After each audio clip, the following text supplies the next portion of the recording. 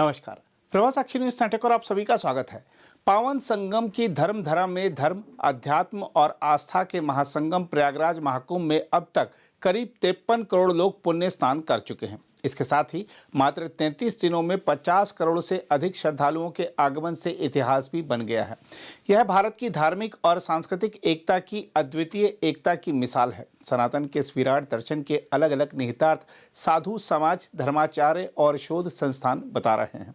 सनातन धर्म के ध्वजवाहक 13 अखाड़ों में सबसे पहले अस्तित्व में आए श्री पंचदशनाम आवाहन अखाड़े के आचार्य महामंडलेश्वर स्वामी अरुण गिरी का कहना है कि महाकुंभ में उमड़ा जन आस्था का यह सैलाब सनातन धर्म की सुनामी है। अखिल भारतीय अखाड़ा परिषद के अध्यक्ष महंत रविंद्र पुरी का कहना है कि यह महाकुंभ धार्मिक, सांस्कृतिक या सामाजिक आयोजन में मानव इतिहास की अब तक की सबसे बड़ी सहभागिता बन गया है।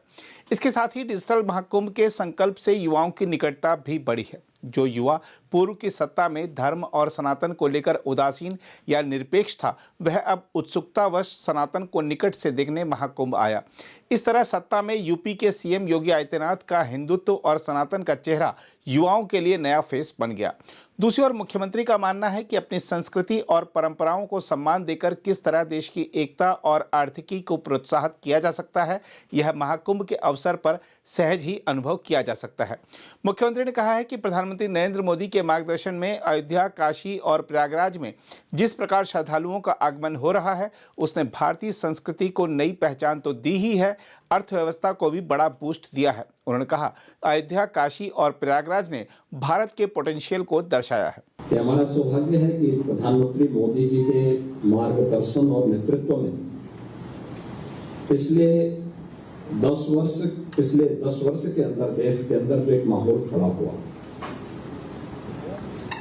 पहली बार देश की आस्था को सम्मान प्रधानमंत्री मोदी जी की लीडरशिप में प्राप्त हुआ।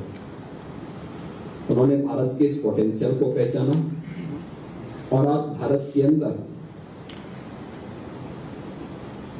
उन सभी स्थलों को फिर से मान्यता प्राप्त हुई जिनके लिए भारत के रूप में जाना जाता था। आपको अयोध्या जाने का अवसर प्राप्त होगा। 500 वर्षों का इंतजार समाप्त हुआ। अयोध्या में रामलला फिर से विराजमान हुए। अयोध्या में पिछले 1 वर्ष के अंदर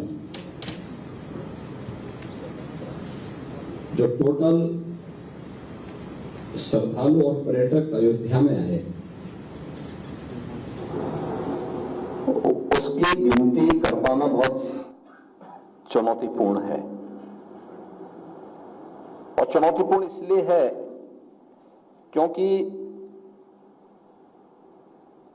2016-17 में जब प्रदेश के अंदर भारतीय जनता पार्टी की सरकार नहीं थी, तब यह संख्या हुआ करती थी वहां पर मात्र 2,35,000।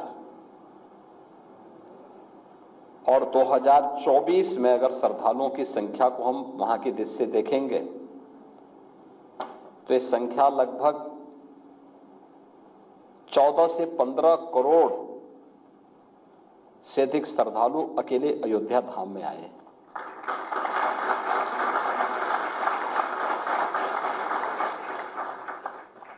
अयोध्या के लिए इस दौरान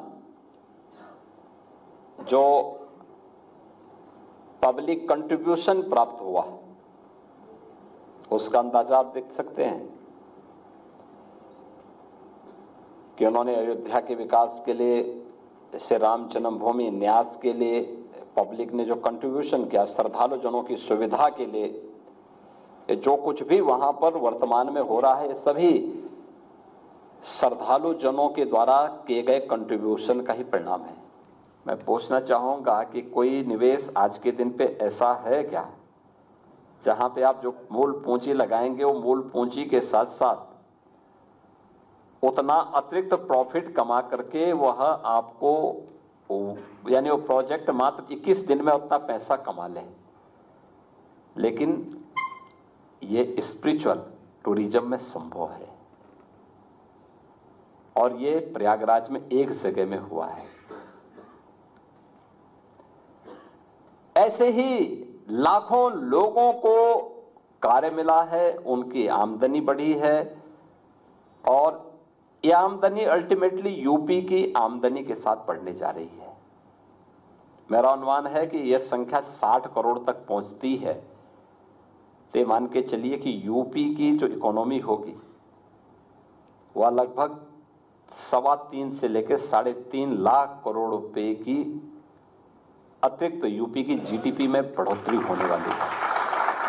दूसरी ओर समाजवादी पार्टी के अध्यक्ष अखिलेश यादव ने कहा है कि महाकुंभ में सरकार की व्यवस्थाएं बेकार थीं, जिसकी वजह से श्रद्धालुओं को काफी परेशानियों का सामना करना पड़ा।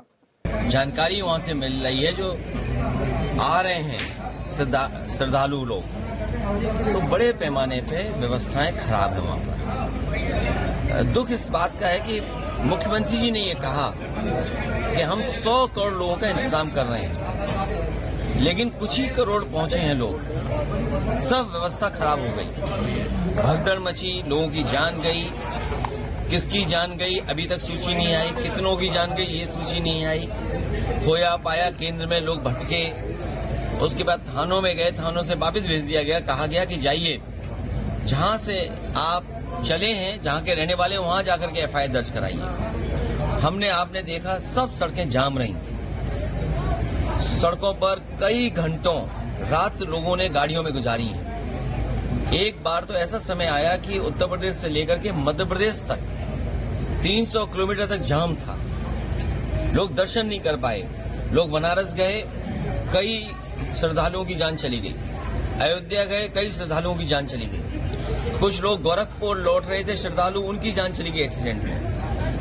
आए दिन हम खबरें सुन रहे हैं कि श्रद्धालु जाते समय उनकी गाड़ी एक्सीडेंट हुई है, आते समय एक्सीडेंट हुई है, उनकी जान गई है। कोई सरकार मदद करने के लिए तैयार नहीं। इसलिए हमारी मांग है, एक तो कुंभ के स्नान का समय बढ़ाया जाए, और ये धरती तो वो है, हमें आपको गर्व होना चाहिए इससे कि सम्राट हर्षवर्धन ने ये कार्यक्रम शुरू किया था। सम्राट हर्षवर्धन ने ही कुंभ का मेला लगाना शुरू किया था, जो इतिहास डॉक्यूमेंटेड कहता है। वैसे तो ये पौराणिक है, बहुत सदियों से होता आया है, हमें आपको नहीं पता है कब से होता आया है, लेकिन जो डॉक्यूमेंटेड हिस्ट्री है उसमें ये कहा जाता है कि सम्राट हर्षवर्धन ने इस तरह का आयोजन, कुंभ का आयोजन शुरू किया था। जब सम्राट वहां जाते थे तो सभी धर्मों के लोग वहां बैठते थे, वहां 75 दिन रहते थे, और साथ ही साथ दान किया जाता था, स्नान के साथ दान। और जब वापस लौटते थे तो सुनने में यह आया है कि सम्राट हर्षवर्धन अपने हीरे जवाहरात भी सब वहां दान कराते थे और साधारण वस्त्र पहन करके कन्नौज लौटते थे। तो एक वो सम्राट जिसने इस कुंभ को आयोजन और इस तरह के काम किस जमाने में शुरू किया था। हालांकि ये कुंभ पौराणिक है, उससे पहले कब से शुरू हुआ इसकी कोई तारीख, कोई जानकारी नहीं है। लेकिन भारतीय जनता पार्टी ये साबित करना चाहती है कि ये कुंभ उन्हीं ने शुरू कराया है, इससे पहले कुंभ ही नहीं होता था। कुंभ का नाम महाकुंभ कर देना, महा आयोजन के लिए 10,000 करोड़ से ज्यादा पैसा खर्च करना, और डबल इंजन की सरकार, सबको निमंत्रण देना। कुंभ की परंपरा ये कभी नहीं है कि निमंत्रण दिया जाए, लेकिन ये निमंत्रण देते थे। आपने जब बुलाया है लोगों को तो आपने इंतजाम करना चाहिए था। ये गलती सरकार की है और सरकार की नाकामी है। सरकार अपनी नाकामी छिपा रही है, इसीलिए विपक्ष पे आरोप लगा रही है। हम लोग सकारात्मक राजनीति कर रहे हैं। हमारे प्रेस के लोग अगर कोई खबर चलाते हैं, वो जानकारी सरकार को दे रहे हैं कि ये व्यवस्था आपको सुधारनी है और सुधारने की जरूरत है। भगदड़ मच गई, मान लीजिए दिल्ली में, क्या कहते थे कि हम दुनिया में 5वीं अर्थव्यवस्था है, दुनिया में हम विश्व गुरु बनने जा रहे हैं, हमारी $1 ट्रिलियन इकोनॉमी बन जाएगी। इतनी बड़ी इकोनॉमी बनाने वाले लोग हमारे गरीबों को लिए आने जाने से लेकर के स्नान, खाने पीने का भी इंतजाम नहीं कर पा रहे हैं। और ऐसी व्यवस्था खराब है कि लोग वॉशरूम कहाँ जाएं, बच्चे कहाँ वॉशरूम जाएं, महिलाएं वॉशरूम कहाँ जाएं, भूखे प्यासे बिना नहाए धोए गाड़ियों में उनकी रातों रात गुजर गई। और क्या कह रहे हैं, 144 साल बाद, ये कौन सी तारीख किसने तय की? भारतीय जनता पार्टी वाले क्या साइंटिस्ट हैं? क्या ये सब जानकारी रखते हैं? इन भारतीय जनता पार्टी के वालों से पूछिए, धरती खुद गोल गोल घूम रही है। हम आपको यही बता दें कि एक और अखिलेश यादव महाकुंभ में व्यवस्थाओं को नाकाफी बता रहे हैं, तो वहीं दूसरी ओर उनके भाई और सपा सांसद धर्मेंद्र यादव आज जब संगम में स्नान करने पहुंचे तो बहुत खुश दिखाई दिए। देखिए, माँ गंगा का या संगम के स्नान का तो एक अपना अलग आनंद है और हम इस मामले में बड़े सौभाग्यशाली हैं। जब मैं इलाहाबाद विश्वविद्यालय में पढ़ता था उस समय से अब तक पर्व के मौके पर तो नहाने का सौभाग्य मिला ही मिला, लेकिन बिना पर्व के बिना त्यौहार के भी कई बार मुझे आने का यहाँ मौका मिलता रहा और इलाहाबाद प्रयागराज हमारे लिए घर की तरह रहा है। तो यहाँ तो एक अलग आनंद होता ही है स्नान का, उसकी अनुभूति हमने फिर से एक बार कर ली। देखिए, जहाँ तक व्यवस्था का ट्रैफिक तो पूरी तरह चरमराया हुआ है, वो आप सबसे छुपा हुआ है। कल मैं आजमगढ़ से आ रहा था, सहसों से शहर आने में मुझे 6 से 7 घंटे लगे। रात में 10 बजे सहसों आ गए थे और भोर में 4 बजे पहुँचे हैं सिविल लाइन्स तक। तो व्यवस्था तो विशेषकर अगर हम बात करें ट्रैफिक की, पूरी तरह चरमराई हुई है। व्यवस्था संबंधी एक अलग मसला है और जहाँ तक संगम का सवाल है उसकी डुबकी का तो एक अलग आनंद है ही। अगर आप भी लेना चाहते हैं देश दुनिया की तमाम जानकारी तो आज ही सब्सक्राइब करें हमारे चैनल को। साथ ही नीचे दिए बेल आइकन को जरूर दबाएं ताकि हर अपडेट आप तक पहुंच सके।